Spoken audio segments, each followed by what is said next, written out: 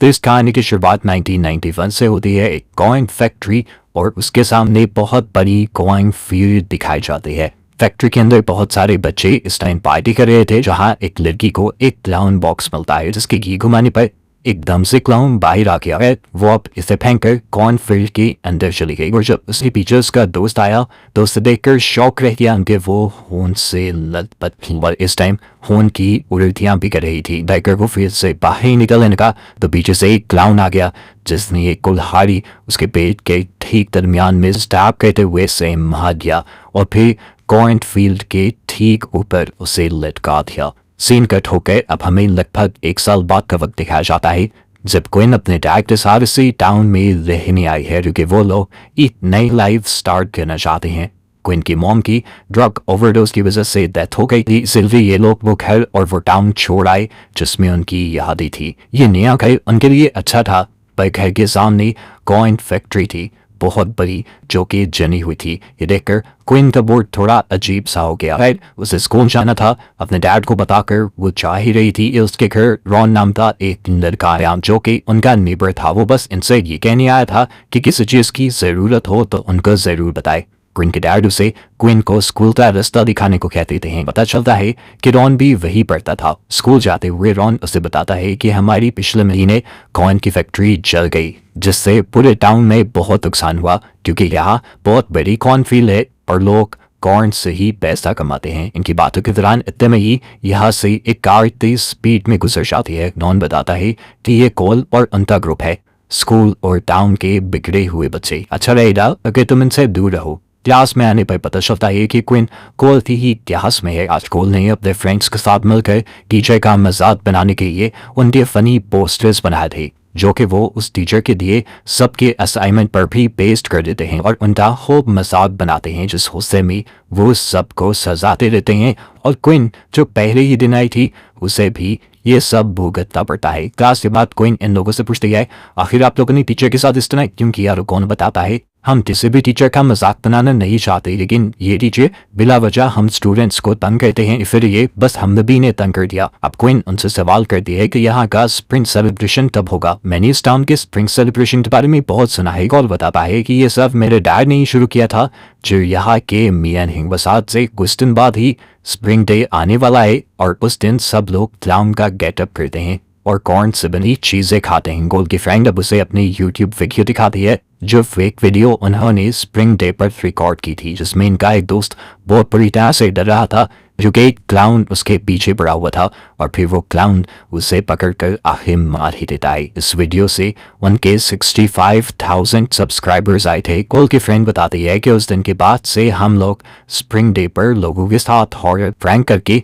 अपने यूट्यूब के लिए वीडियोस बनाते हैं जो बहुत ज्यादा वायरल होती हैं। यही वीडियोस क्विन अपने डैड को भी दिखाती है। जब ये लोग कैफे में थे क्विन एक अजीब चीज के नोटिस करती है कि यहाँ के बड़े लोग यहाँ के यंगस्टर्स को ज्यादा पसंद नहीं करते। जिस तरह होटल की ऑनर भी उसके डैड से तो अच्छे से बात करती है लेकिन उसे बिल्कुल अच्छा ट्रीट नहीं करती।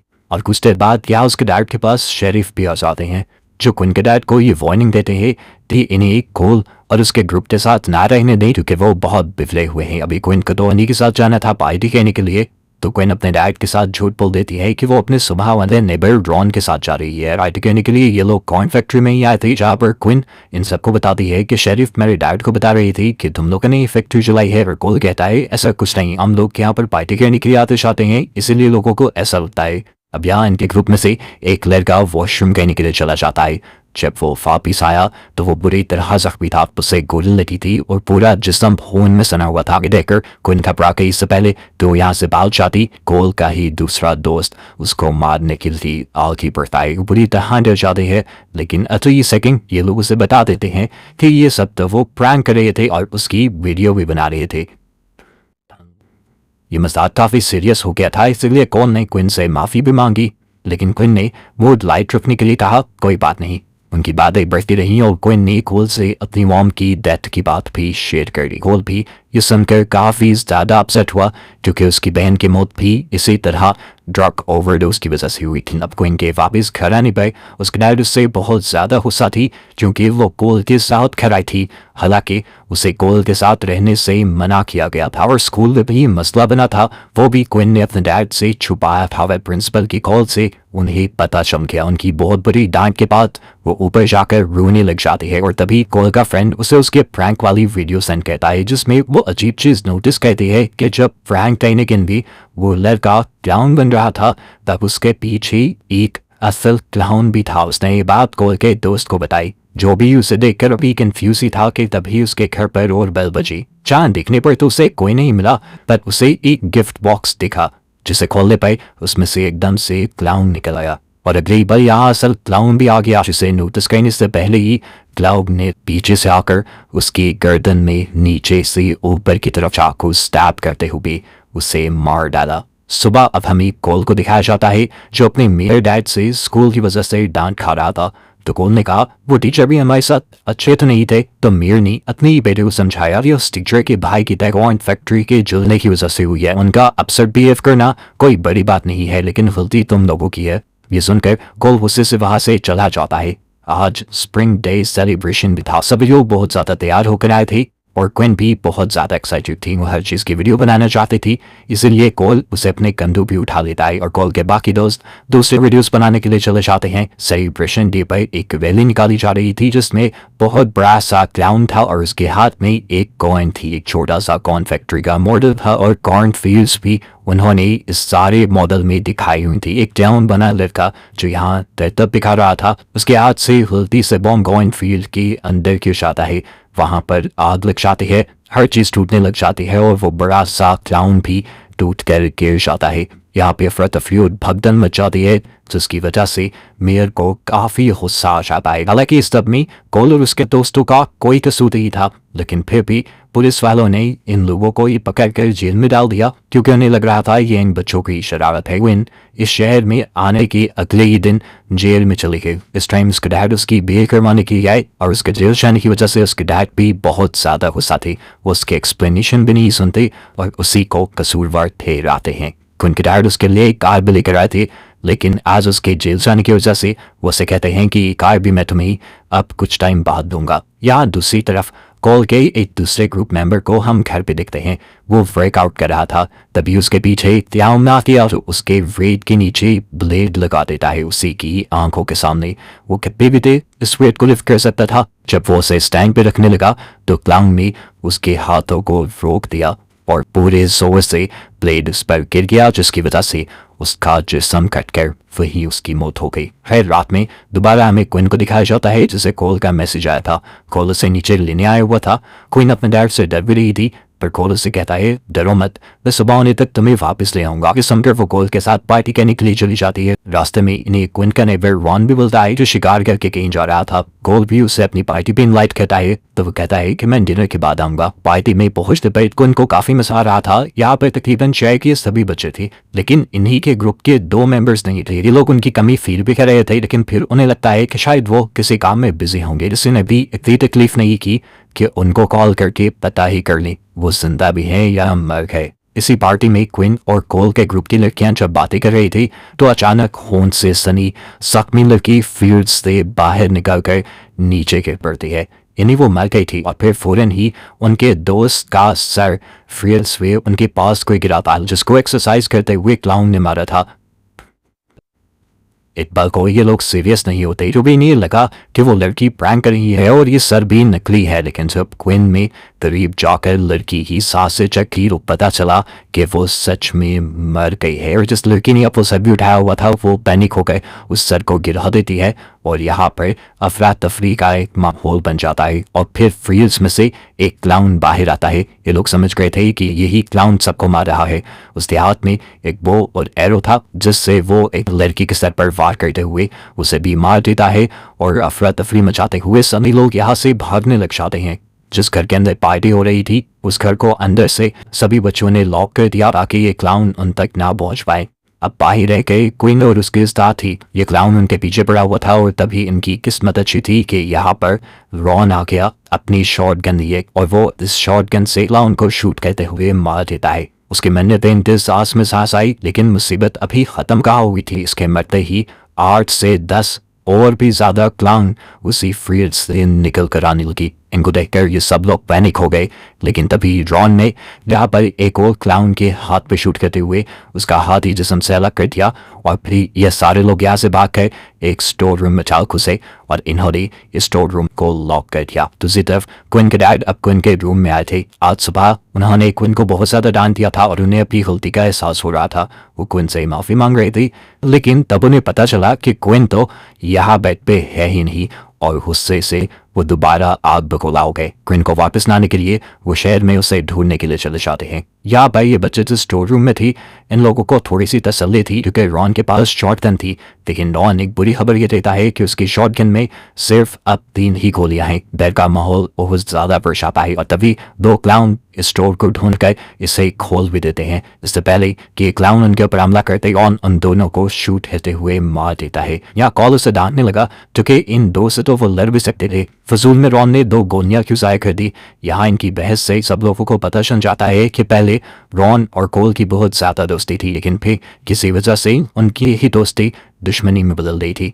है वो अब इन क्लाउन से बचने का कोई ना कोई रास्ता ढूंढने लग जाते हैं इस स्टोर में और इन्हीं हाथ 2 गैस सिलेंडर मिलते हैं। जबकि दूसरी तरफ हम क्विन के डैड को देखते हैं जो वह अपने क्लिनिक के सामने से गुजरेगा। उन्होंने क्लिनिक के दरवाजे और लाइट्स ओपन देखी। अंदर जाने पर उसके सामने एक क्लाउन आ गया जिसने जबरदस्ती क्विन के डैड को पकड़कर उसके एक साथी का इलाज करने को कहा। इसका हाथ पूरा कटा हुआ था। ये एक पुलिस केस था। वो क्लाउन कहता है ये तुम्हारे बच्चों ने किया है, अगर तुमने इसका इलाज ना किया तो मैं उसको मार दूंगा। मजबूरन क्विन के डैड को वही रुकना पड़ जाता है। यहाँ बच्चे अपने आप को बचाने के लिए एक नया सुरंग वाला रास्ता ढूंढ चुके थे। जॉन प्लान करता है कि कोल सभी लड़कियों को लेकर इस रास्ते से बाहर निकलेगा और जॉन सिलेंडर को खोलकर वहां धमाका करेगा। प्लान ने उनके काम भी किया। जॉन ने सिलेंडर खोलकर वहां लाइट अप हैगा और खुद भी पैनल में आ गया। जो क्लाउन इनके पीछे इस स्टोर में आने वाले थे बुरी तरह जख्मी हुए और इन बच्चों ने सुकून का सांस लेते हुए घर जाने का डिसाइड किया। बुरी किस्मत के शेरिफ ने आकर इन्हें रोक लिया और रॉन के हाथ में शॉर्ट गन देखते हुए उसे अरेस्ट कर लिया। इनके 100 बार समझाने के बावजूद भी कि कुछ क्लाउन किलर्स इनके पीछे पड़े हैं, वो सिर्फ अपना बचाव कर रहे थे, लेकिन शेरिफ इनकी बात नहीं सुनते और लड़कों को अरेस्ट करके ले जाते हैं। अब लड़कियां यहाँ बची थी जिन्हें घर जाने के लिए कार की जरूरत थी और कार थी पार्टी वाले घर में। कार लेने के लिए ये लोग चुप कर कॉर्नफील्ड की तरफ से जाने का फैसला करते हैं, लेकिन इनकी बुरी किस्मत कि यहाँ पर भी बहुत से क्लाउन्स पहले से ही मौजूद थे जो इंट्रियर्स के अंदर ही उनके पीछे पड़ते। क्विन ने होशियारी दिखाई और क्लाउन से बचने के लिए ये लोग नीचे बैठ गए ताकि क्लाउन इनकी हरकत को ना देख पाए। ये लड़कियां अभी चीखने ही वाली थी, लेकिन एक दूसरे ने इनका मुंह बंद कर दिया। इनका मुंह अभी भी खुला था, लेकिन वो अपने ऊपर कंट्रोल किए हुए थी।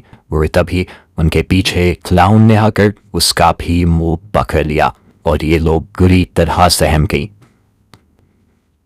इसी घबराहट में क्विन ने एक सोलदार गोली उस क्लाउन के मुंह पे मारी और ये तीनों यहाँ से बचकर भाग निकले। ये लोग अब रास्ते में भाग रहे थे कि इनकी एक साथी को पकड़कर एक क्लाउन में बुरी तरह मार दिया कि उसके खून के छींटे एक दूसरी लड़की के पूरे मुंह पे गिर गए। चीखें मारते हुए ये लोग इस फील्ड से बाहर निकल आए। ये लोग अपनी जान बचाने के लिए एक पास के घर में घुस जाते हैं जो खुला हुआ था। ऊपर जाने पर इन्हें एक फोन मिलता है जो चल नहीं रहा था, जिससे ये लोग कंप्लेन करने का सोच रहे थे। ये घर काफी अजीब था। इसमें काफी सारी क्लाउन की पिक्चर्स थी और वो सारी ही कटिंग थी जिनमें दिखाया गया था कि क्लाउन ने किस तरह लोगों का मर्डर किया है। और अब उस घर में कोल के पूरे ग्रुप की पिक्चर्स भी रखी हुई, यानी इस मरतबा क्लाउन ने टारगेट इस पूरे ग्रुप को ही रखा हुआ था। और हमेशा से जिस क्लाउन के बारे में ये लोग खबरें पढ़ते थे वो एक नहीं था, वो एक से कई ज्यादा थे। यहाँ पर इन्हें क्लाउन बॉक्स भी मिला जिसे खोलने पर हमेशा की तरह उसके अंदर से क्लाउन निकला और यहाँ पर भी एक दूसरा क्लाउन आ गया जिसने एक चाकू से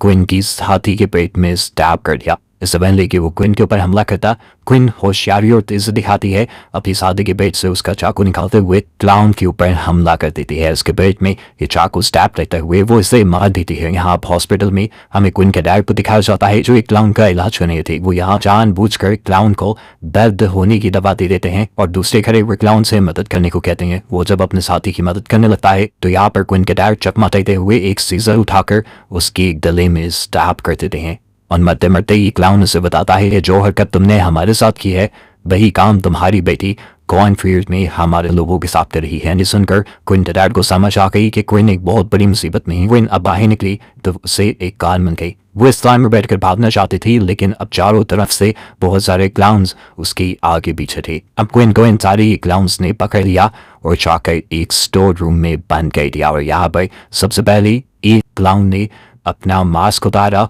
और देखने को मिला कि ये क्लाउन कोई और नहीं बल्कि शेरिफ ही है। एक एक करके बाकी सभी क्लाउन्स ने भी अपने चेहरे दिखाना शुरू किए। वो इस शहर के सभी रिस्पेक्टेड लोग थे। कोई कैफे का ओनर था तो कोई मॉल का ओनर था। क्वीन इन लोगों से सवाल करती है कि आखिर आप लोग ही क्यों अपने ही टाउन के लोगों को मार रहे हैं, हालांकि आपका काम तो टाउन के लोगों की हिफाजत करना है। सुनकर ऊपर से इन क्लाउन्स का लीडर आता है और कहता है नहीं, ये हमारा स्प्रिंग डे का ट्रेडिशन है। क्वीन इन्हें देखकर पहचान गई कि ये कोई और नहीं बल्कि शहर के मेयर ही है। मेयर अब क्वीन को तड़पाने लगते हैं और कहते हैं असल में तुम बच्चे हम लोगों को बहुत तंग करते हो, हमारी बात नहीं मानते जिससे हमारा काफी नुकसान होता है। इसलिए हमने ट्रेडिशन बना लिया था कि हर स्प्रिंग डे पर हम उन बच्चों को ही मार दिया करेंगे जो हमारे लिए मसली क्रिएट करते हैं। और इस मरतबा सबसे ज्यादा तंग सबको कोल के ग्रुप ने किया था। यहाँ पर वो देखती है कि कोल को फांसी से लटकाया गया था। फिलहाल उसके पाँव के नीचे एक स्पोर्ट थी जिसकी वजह से वो जिंदा था। क्वीन के देखकर परेशान हो गई पर उसने पूछा आप अपने बेटे के साथ ऐसा कैसे कर सकते हैं। मेयर कहता है इसी लड़के की वजह से मैंने अपनी बेटी को खो दिया था। इसको पता था कि वो ड्रग एडिक्शन का शिकार हो रही है लेकिन इसने मुझे नहीं बताया और इस तरह वो मर गई। हाँ मैं मानता हूँ तुम बच्चों का थोड़ा सा हम फायदा भी उठा देंगे, जैसे उस कॉइन फैक्ट्री के इंश्योरेंस के पैसे मुझे चाहिए थे तो पिछले महीने खुद ही मैंने उसे जला दिया और नाम तुम्हारे पे लगा दिया। की बात सुनकर कोल बहुत ज्यादा शौक रह जाता है कि उसके डैड ने खुद बुरा काम करके इल्जाम उसी पर लिखा दिया था। वो अपने डैड से कहता है गलत तो आप लोग हैं, मैं तो आप लोगों को जाना चाहिए। हंसते हुए मेयर ताली बजाने लगता है और यहाँ पर सबको मार देने कहता है। इससे पहले कि वो कुन पे शूट कहता यहाँ पे एक गाड़ी आ जाती है रश ड्राइव कहते हुए जो कोल के पाँव के नीचे से भी स्पोर्ट को हटाकर यहाँ पर दो क्लाउन्स के ऊपर शीर्षाती है और दो क्लाउन्स को मार देती है। इसके अंदर असल में क्वीन के डैडी थे जो आकर इन क्लाउन्स से लड़ने लग जाते हैं। अब इन क्लाउन्स और क्वीन के डैड के दरमियान में एक तरफ लड़ाई चल रही तो दूसरी तरफ क्वीन ने भी अपने आप को छुड़वा लिया और अपने डैड का साथ देने लगी। शेरिफ जो अब क्वीन के डैड को मारने वाला था, क्वीन ने उसे ही शॉट दिया और यहाँ से चल गई। उसे ढूंढते हुए शेरिफ उस रूम में आया जहाँ पर बहुत सारे क्लाउन के कपड़े रखे हुए थे। उसमें से एक क्लाउन के नीचे वो क्वीन के शू देख लेता है और उसी के ऊपर हमला कर देता है। लेकिन ये तो क्वीन ने एक ट्रैप बनाया हुआ था उसे फंसाने के लिए। क्वीन दूसरी तरफ खड़ी थी। उसने किसी और क्लाउन को अपने जूते पहनाए थे ताकि इससे शेरिफ अट्रैक्ट हो सके।